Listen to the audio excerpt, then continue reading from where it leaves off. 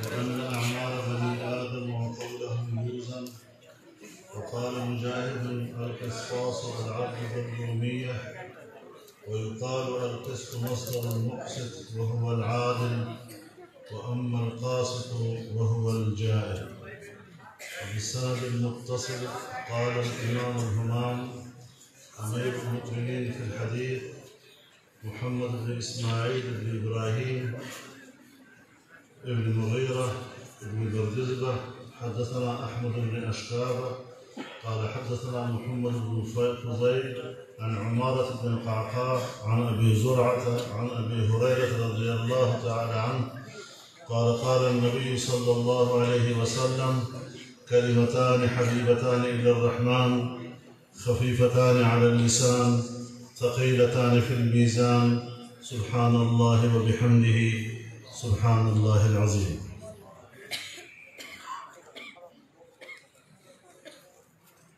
حضرت الشیخ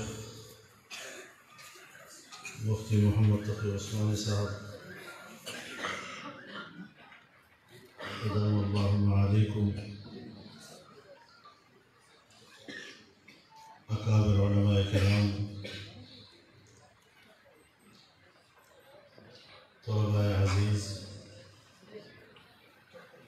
میرے بزرگوں، دوستوں اور بھائیوں، سب سے پہلے تو میں حضرت شیخ کا تہہ دل سے شکریہ ادا کرتا ہوں کہ انہوں نے ہماری عاجزانہ درخواست کو شرف قبولیت بخشی اور جامعہ قاسم العلوم میں اس مبارک تقریب میں قدم منجا فرمائے۔ اللہ رب العزت اس مبارک تقریب میں ہم سب کی شرکت کو قبول فرمائے اور اسے ہماری نجات کا سبب اور ذریعہ بنائے۔ حدیث سے متعلق حضرت نے بڑی تفصیلی گفتگو کی اور میں نہیں سمجھتا کہ میں ان کے ارشادات پر کوئی اضافہ کر سکوں گا، لیکن ایک طالب علم کی حیثیت سے قرآن و حدیث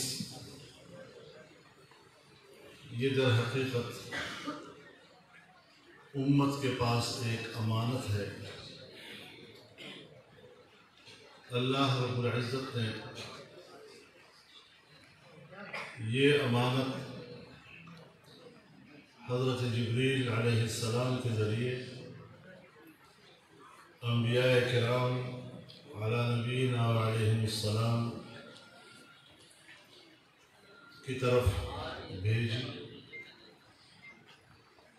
نبوت جناب رسول اللہ صلی اللہ علیہ وسلم پر تمام ہوئی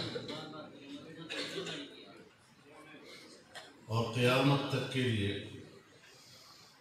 جناب رسول اللہ صلی اللہ علیہ وسلم نے یہ امانت امت کو سپرد کر دی۔ جب انگریز نے بر صغیر میں 1857 کے بعد علی گڑھ مدرسہ قائم کر کے اس کے نصاب سے قرآن، حدیث، فقہ اور فارسی کے تمام مضامین نکال دیے اور اس نظریے کے ساتھ کہ آنے والی نسلوں کو شاید اتنا پتہ تو ہو کہ میں مسلمان ہوں، لیکن اس کے علاوہ اسلام سے ان کی کوئی شناسائی باقی نہ رہے۔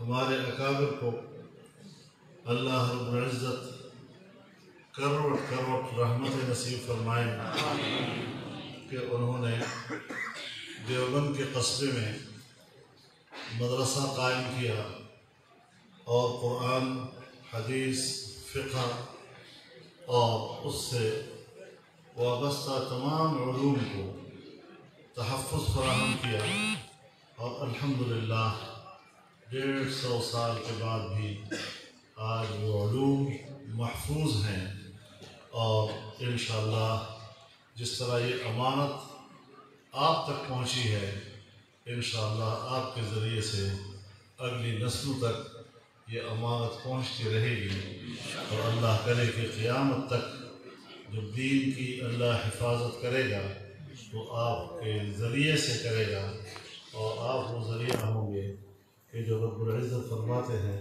اِنَّا نَحْنُ نَزَّلْنَا الذِّكْرَ وَإِنَّا لَهُ لَحَافِظُونَ، کہ ہم نے ہی اس کو نازل کیا اور ہم ہی اس کے حافظ ہوں گے۔ تو اس کے لیے ظاہری طور پر جو حفاظت کا طریقہ ہے اور اسباب و ذریعہ ہیں وہ آپ کی صورت میں ہے۔ اللہ رب العزت آپ کو دین کی خدمت اور اس کی حفاظت کرنے کی توفیق عطا فرمائے۔ بہرحال قرآن کریم ایک ایسی محفوظ وحی ہے کہ اللہ رب العزت نے جناب رسول اللہ صلی اللہ علیہ وسلم کو براہ راست حکم فرمایا، یا ایھا الرسول بلغ ما انزل الیک من ربک، تیرے رب کی طرف سے جو چیز تم پر نازل کی گئی اسے لوگوں کو پہنچاؤ۔ صرف بلغ پر اکتفا نہیں کیا، بلغ ما انزل الیک من ربک، جس کے اندر امانت کی حفاظت ہے۔ اور پھر ظاہر ہے کہ یہ ایک ایسی امانت ہے کہ جب آپ اس کو لوگوں تک پہنچائیں گے تو مشکلات آ سکتی ہیں، اور ہزار مشکلات میں کبھی انسان یہ سوچتا ہے کہ شاید اس کی فرضیت، اس کا وجوب اتنا لازم نہ ہوگا، تو اللہ کے حکم کو تو سمجھا اور اللہ کے حکم کو دوسروں تک پہنچانے کی ذمہ داری بھی سمجھی، لیکن اللہ رب العزت نے اس کی فرضیت وجوب کا احساس دلایا، وَإِن لَّمْ تَفْعَلْ فَمَا بَلَّغْتَ رِسَالَتَهُ۔ اب پیغمبر تو اشارہ سمجھتا ہے، یہاں حکم بھی فرمایا اور پھر صراحت کے ساتھ فرما دیا، وَإِن لَّمْ تَفْعَلْ فَمَا بَلَّغْتَ رِسَالَتَهُ۔ اب جب رسول اللہ صلی اللہ علیہ وسلم کو اس بات کا مکمل ادراک ہوا کہ یہ صرف حکم ہی نہیں بلکہ مقصد رسالت سب کا سب فوت ہو جائے گا، اتنی عظیم الشان ذمہ داری ہے، اس کی فرضیت و وجوب کا پورا احساس ہوا۔ لیکن جب رسول اللہ صلی اللہ علیہ وسلم اپنی نبوت کا اعلان کرتے ہیں اور مکے والوں کو جمع کر کے ان کو دعوت دیتے ہوئے فرماتے ہیں، قولوا لا الہ الا اللہ تفلحوا۔ ظاہر تو بڑا سادہ سا جملہ ہے، خانقاہوں کا جملہ ہے، صوفیاء کا سبق ہے، اس بات نفی کے علاوہ اس میں ہے کیا؟ لیکن سرداران قریش آگ بگولا کیوں ہو گئے؟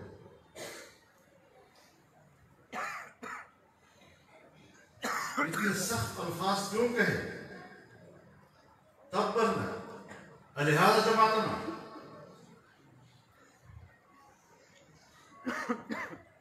لگتا ہے کہ ان کو اندازہ لگ گیا یہ یہ صرف ایک نفی اس بات کا جملہ نہیں، یہ ہماری حاکمیت اور خدائی کے خاتمے کا اعلان ہے اور ایک اللہ کی حاکمیت کا اظہار ہے۔ جس وقت انسانی تاریخ میں جب بھی وقت کے حکمرانوں کو یہ نظر آیا کہ پیغمبر نے میرے اقتدار کو چیلنج کر دیا ہے، انسانی بادشاہوں نے سب کچھ برداشت کیا ہے، لیکن اپنے اقتدار کو چیلنج کرنا یہ کبھی برداشت نہیں۔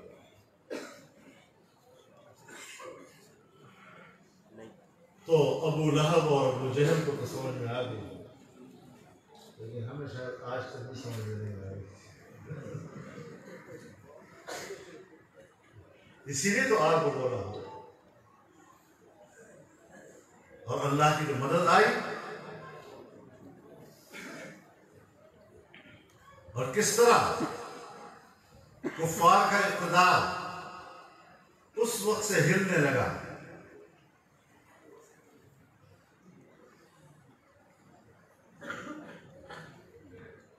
تو جناب رسول اللہ صلی اللہ علیہ وسلم نے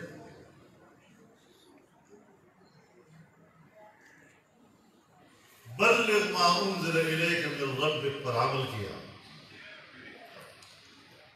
اس کی وجوب و فرضیت کی ادراک و احساس کے ساتھ، اور پھر اس کے مقابلے میں طاقتور قوتوں کی دشمنی مول لینے پڑی، اور پھر آزمائشیں ظاہر ہے کبھی کوتاہی پہ آمادہ کر دیتی ہے۔ احساس ہوتا ہے بتقاضائے بشریت کہ اتنی طاقتور قوتوں سے میرا مقابلہ ہوگا، میں کیسے مقابلہ کروں گا بے سر و سامانی کے عالم میں؟ تو کوتاہی کا امکان ہو سکتا ہے، احتمال ہو سکتا ہے۔ تو اللہ تعالیٰ نے فرمایا فکر مت کرو، واللہ یعصمک من الناس، حفاظت اللہ کرے۔ اب یہ اطمینان بھی ہو گیا کہ اللہ حفاظت کرے گا، کوئی پرواہ مجھے نہیں۔ لیکن ایسے انبیاء کرام جنہوں نے 500 سال 900 سال دعوت چلائی اور اس کے باوجود انسانیت نے قبول نہیں کیا، تو یہ بھی ایک مرحلہ آ سکتا ہے کہ محنت تو کی جائے اور لوگ قبول نہ کریں۔ تو اللہ رب العزت نے اطمینان دلا دیا کہ نتیجہ آپ کے ہاتھ میں نہیں۔ اب یہاں پر دو مہربانیاں اللہ نے کی ہیں۔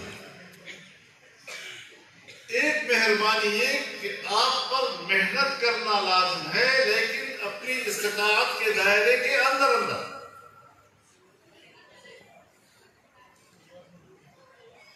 لا يكلف الله نفسا الا وسعها۔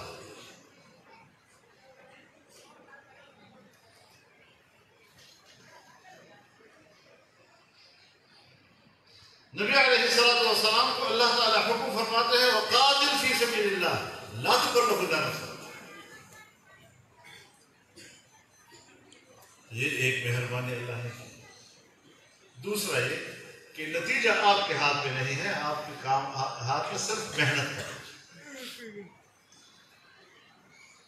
تو اب میں محنت بھی کروں، اور محنت کر کے 100 سال کے بعد جب میں الیکشن لڑتا ہوں تو میرا بکسا خالی ہوتا ہے، پھر اس محنت کا کیا ہے؟ تو جب لوگ ایمان نہیں لائیں گے تو میری محنت کا کیا فائدہ ہوگا؟ تو رب العزت نے واضح فیصلہ سنا دیا کہ ان اللہ لا یہدی القوم الکافرین۔ اللہ ہدایت نہیں کرتا ان کو، آپ کو غلط نہیں ہوتا، انہیں غلطہ نہیں بنا ہوا۔ تو اس اعتبار سے یہ امانت ہے، اللہ کی طرف سے امانت ہے۔ انا عرضنا الامانة على السماوات والارض والجبال فابين ان يحملنها واشفقن منها وحملها الانسان۔ یہ ذمہ داری اللہ نے انسان کو دی اور انسان نے اس ذمہ داری کو قبول کیا، انبیاء کرام کی صورت میں قبول کیا، اور پھر جن لوگوں نے انبیاء کی دعوت کو قبول کیا اس نے امانت کو قبول کر لیا۔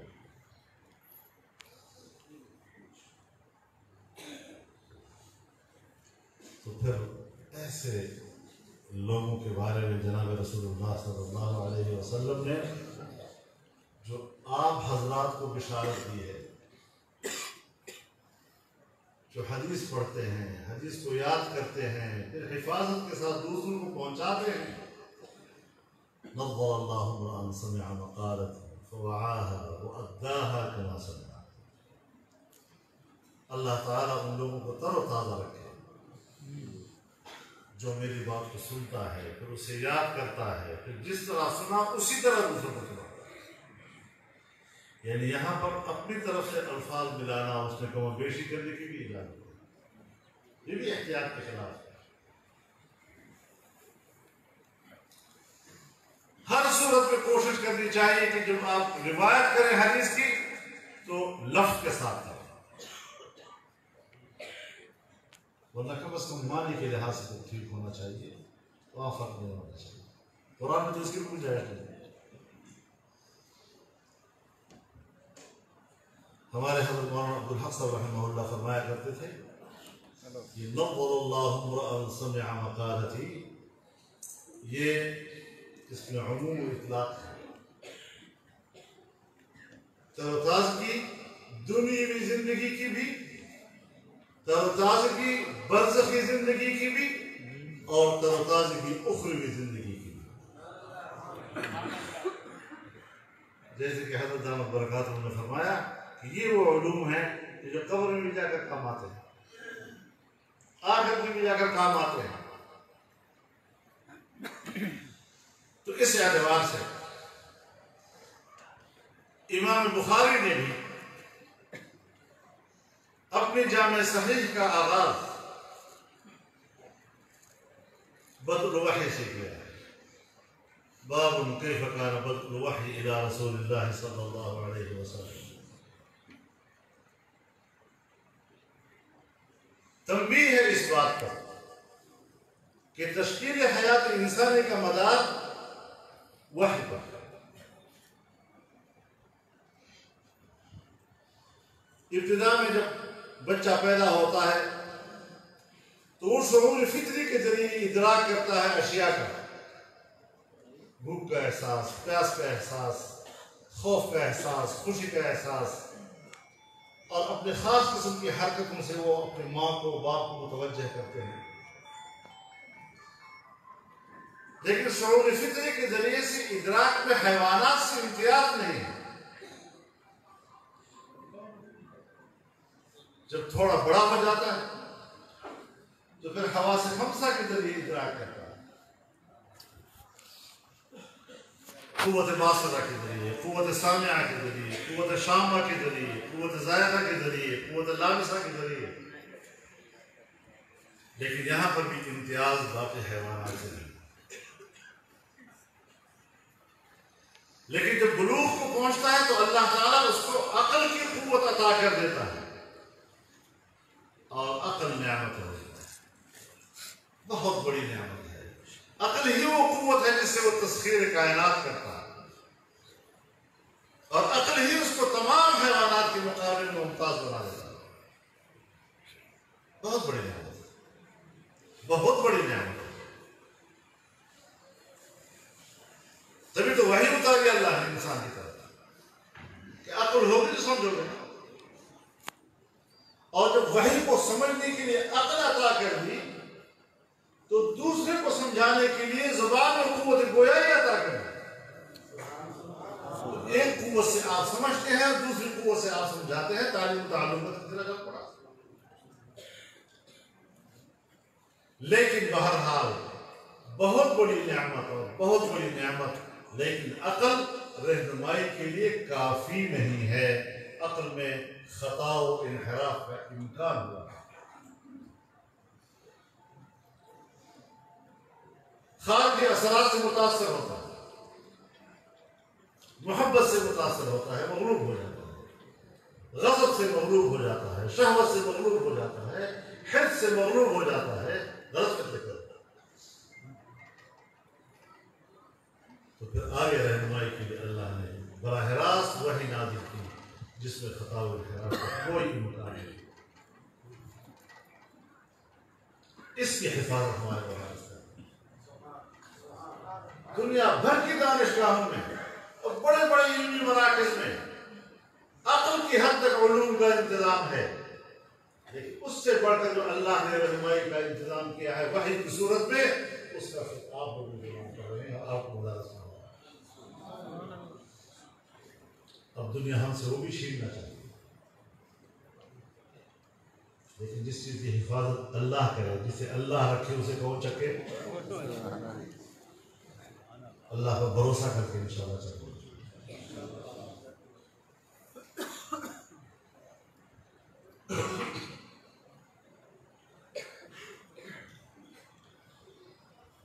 اور پھر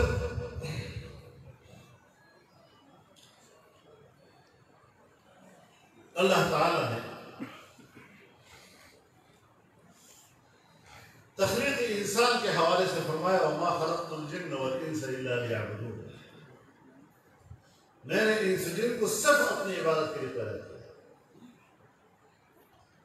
اب یہاں پر عبدیت تشریعی ہے۔ عبدیت تشریعی کا معنی یہ ہے کہ اللہ نے یہ عبدیت انسان کے ارادے اور اس کے اختیار کو تفویض کر دیا ہے، تکوینی نہیں۔ وَلَوْ شِئْنَا لَآتَيْنَا كُلَّ نَفْسٍ هُدَاهَا، اللہ کے لیے کیا ساری انسانیت کو مومن بنائے گا۔ وَلَوْ شَاءَ رَبُّكَ،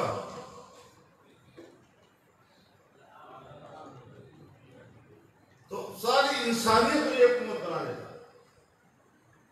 لَجَعَلَ النَّاسَ أُمَّةً وَاحِدَةً، لیکن اللہ نے فرمایا نہیں، من شاء فلیؤمن ومن شاء فلیکفر،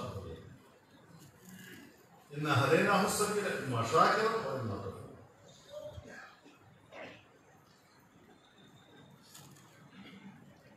اور جب انسان کے حوالے ہو گیا، عقل ایک دوسرے سے متفاوت ہے۔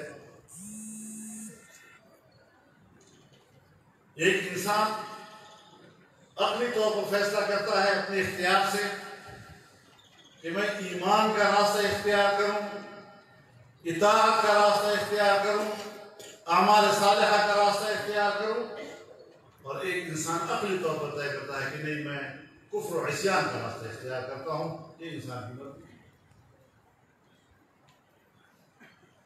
دنیا میں رہنے کا تو طریقہ یہ ہے۔ اب ظاہر ہے کہ اس بحث میں الجھنے کی ضرورت نہیں ہے کہ مقصد تخلیق عبادت ہے یا مقصد تخلیق خلافت ہے۔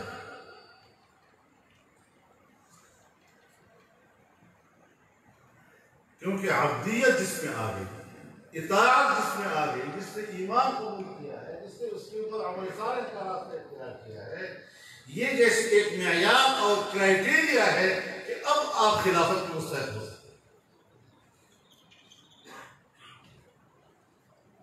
جو اللہ کو مانتا نہیں ہے، جو اللہ کے احکامات کے مذاق اڑاتا ہے، جو اس کی پیروی کرنے کا ارادہ ہی نہیں رکھتا، تو ہم تو یہاں چھوٹے سے مدرسے میں اپنے نافرمان کو محترم نہیں بناتے، نئے محترم نہیں بناتے، جو ہے کہ پورے ملک اور وطن اور انسانیت اور امت کے خلاف اس کو عطا کرتے۔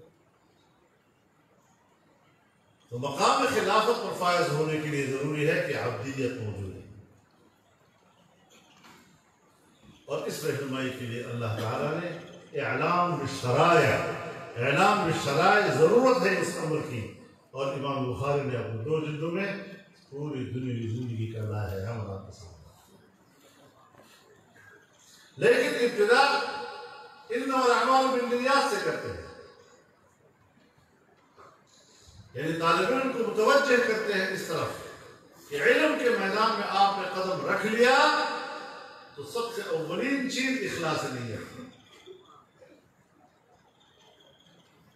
اعمال کی قبولیت کا دار و مدار۔ لیکن ابتدا بدر الوحی سیکھو۔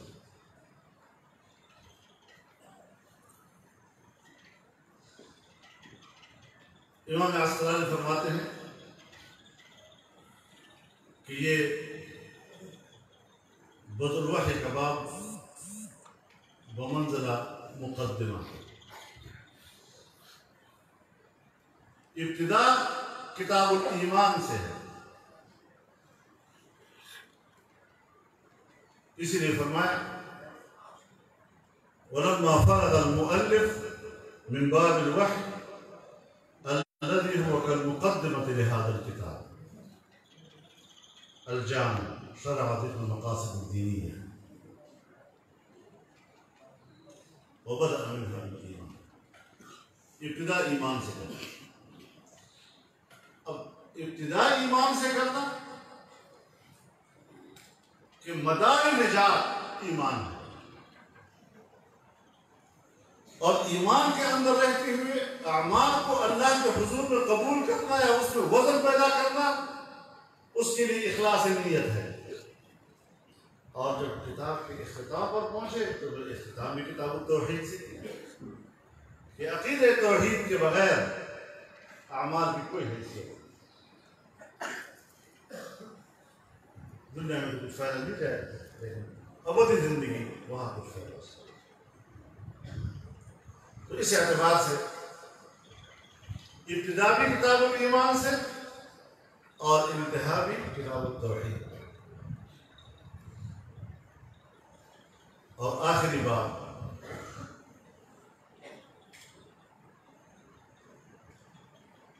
باب قول اللہ تعالی وَنَضَعُ الْمَوَازِينَ الْقِسْطَ لِيَوْمِ الْقِيَامَةِ۔ جتنے اعمال آپ نے کیے ہیں یہ ایسے نہیں کہ ضائع ہو گئے، ان اللہ لا یضیع عمل عامل منکم بذکر و انثی۔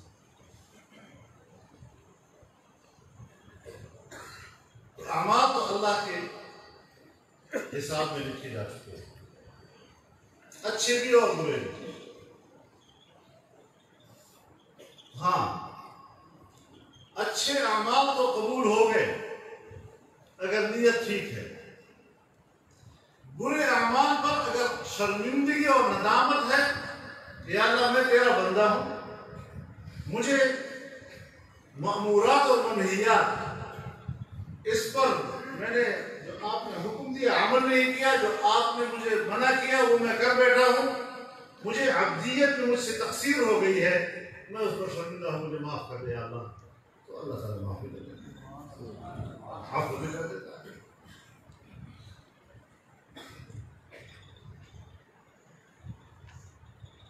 تو اب فرماتے ہیں کہ وَنَضَعُ الْمَوَازِينَ الْقِسْطَ لِيَوْمِ الْقِيَامَةِ، رکھیں گے ہم ترازو عادل کے قیامت کے روز، وَأَنَّ أَعْمَالَ بَنِي آدَمَ وَقَوْلَهُمْ يُوزَنُ، اور بنی آدم کے اعمال اور اقوال تولے جائیں۔ دراصل وہ رد کرنا چاہتے ہیں معتزلہ، اور معتزلہ پر انہوں نے رد تو کیا ہے لیکن آج کی سائنس نے اور آج کی عقل نے تو اس کو جہل قرار دے دیا کہ اعمال و اقوال اعراض ہیں، اور اعراض نہیں تولے جاتے، جواہر تولے جاتے ہیں، اجسام تولے جاتے ہیں، اجساد تولے جاتے ہیں۔ یہ نظریہ قائم کر کے انہوں نے جو گمراہی پھیلائی، امام صاحب نے اس پر رد کیا۔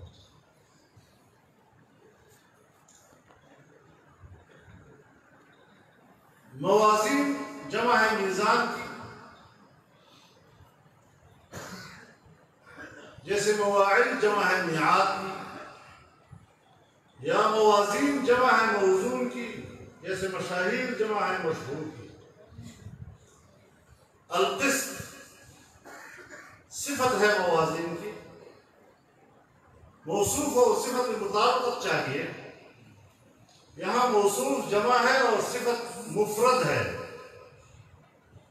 تو یا تو مضاف کو محصوف سمجھیں گے وَنَضَعُ الْمَوَازِينَ ذَوَاتِ الْقِسْطِ، اور یا یہ کہ قسط مصدر ہے اور مصدر میں مفرد تثنیہ اور جمع برابر ہوتے ہیں، میزان قسط، میزانان قسط، موازین قسط۔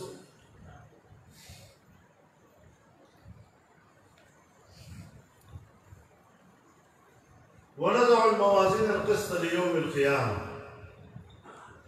لام تعلیم کے لیے ہے، لحساب یوم القیامہ، یا بمعنی فی کے ہے فی یوم القیامہ، یا لام زائد ہو سکتا ہے ونضع الموازین یوم القیامہ۔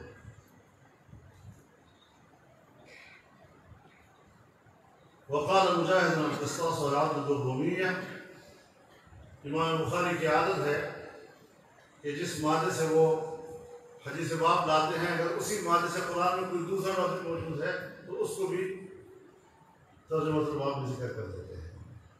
اس قاف سین طا کے مادے سے القسطاس یا القسطاس یہ قرآن کریم میں موجود تھا تو اس کا بھی ذکر کر لیا اور فرمایا کہ القسطاس بمعنی عدل کے ہے رومی زبان۔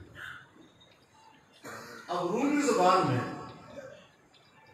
یہ تو عجمی ہے اور قرآن تو اِنَّا أَنزَلْنَاهُ قرآن عربی ہے، ہم نے تو عربی زبان میں قرآن نازل کیا ہے، اور یہ عجمی لفظ قرآن میں کیا اللہ قادر نہیں تھا کسی جگہ عربی لفظ ہے؟ تو یا تو اس کا جواب یہ ہے کہ بعض الفاظ ایک لغت میں استعمال ہونے کے بعد پھر وہ اگر حرف عربی نہیں ہے متعارف ہے، توافق لغات میں ہو سکتا ہے، ترادف لغات میں ہو سکتا ہے۔ صابن پشتو والے بھی کہتے ہیں صابن، فارس والے بھی کہتے ہیں صابن، سرائکی والے بھی کہتے ہیں صابن، عرب بھی کہتے ہیں صابن۔ صندوق ہم بھی صندوق کہتے ہیں، آپ بھی صندوق کہتے ہیں، عرب بھی صندوق کہتے ہیں، تو ترادف ہو سکتا ہے لغات کے اندر۔ لیکن علمی اعتبار سے اس کا جو جواب علماء نے کیا ہے وہ یہ کہ قرآن جو مقام فصاحت و بلاغت کے اعجاز، مقام اعجاز کو فائز ہے، اس سے مراد اسلوب کلام ہے۔ الفاظ کلام میں بات اگر عجمی لفظ آ بھی جائے تو چونکہ اسلوب عربیت کا مثل انداز نہیں ہوتا اس لیے اس کی جو فصاحت و بلاغت ہے اپنے کو قائم ہے۔ ويقال والقسط مصدر المقسط وهو العادل، قسط مصدر ہے مقسط کا، جبکہ مقسط تو باب افعال ہے تو اس کا تو مصدر اقساط ہونا چاہیے، تو یہ مصدر مقسط ہو سکتا ہے۔ اور قسط ہے بمعنی عدل کے، اسی سے مقسط ہے، اور قصد بفتح ہے اس کے ساتھ وَأَمَّا الْقَاسِطُونَ فَكَانُوا لِجَهَنَّمَ حَطَبًا بمعنی جور ہے۔ حضرت ابو ہریرہ رضی اللہ تعالیٰ عنہ سے روایت ہے جناب رسول اللہ صلی اللہ علیہ وسلم نے فرمایا کلمتان حبیبتان الی الرحمن، کلمتان بمعنی کلامان، موصوف حبیبتان الی الرحمن، پہلی صفت ہے موصوف کی، خفیفتان علی اللسان، دوسری صفت ہے موصوف کی، ثقیلتان فی المیزان، تیسری صفت ہے موصوف کی، اور مناسبت ہے ترجمہ الباب کے ساتھ۔ تو موصوف اپنے تینوں صفات کے ساتھ مل کر خبر مؤخر ہے، اور سبحان اللہ و بحمدہ سبحان اللہ العظیم مبتدا مؤخر ہے۔ تو حدیث میں آتا ہے کہ مجلس کے ختم ہونے سے پہلے اگر تسبیح و تحمید پڑھی جائے سبحانک اللہم و بحمدک اشہد ان لا الہ الا انت استغفرک و اتوب الیک، اور اس مجلس میں بہت ہی کمزوریاں غلطی پلطی ہوئی ہو اللہ تعالیٰ اٹھنے سے پہلے اس کو دھو دیتا ہے۔ تو امام بخاری نے بھی آپ کے 8 سالہ 9 سالہ 10 سالہ مجلس کے برخاست ہونے کے آخری مجلس میں یہ حدیث لے آئے ہیں تاکہ ہم اس کو پڑھیں، اور پورے طالب علم کے زمانے میں ہم سے جو غلطیاں ہوئی ہیں اس مجلس میں رب العزت اپنے رحمت واسعہ کے ذریعے سے اس کا عفو درگزر کر دے۔ تو آپ بھی پڑھ لیں سبحان اللہ و بحمدہ سبحان اللہ العظیم، سبحان اللہ و بحمدہ سبحان اللہ العظیم، سبحان اللہ و بحمدہ سبحان اللہ العظیم، اللہم صل علی سیدنا مولانا۔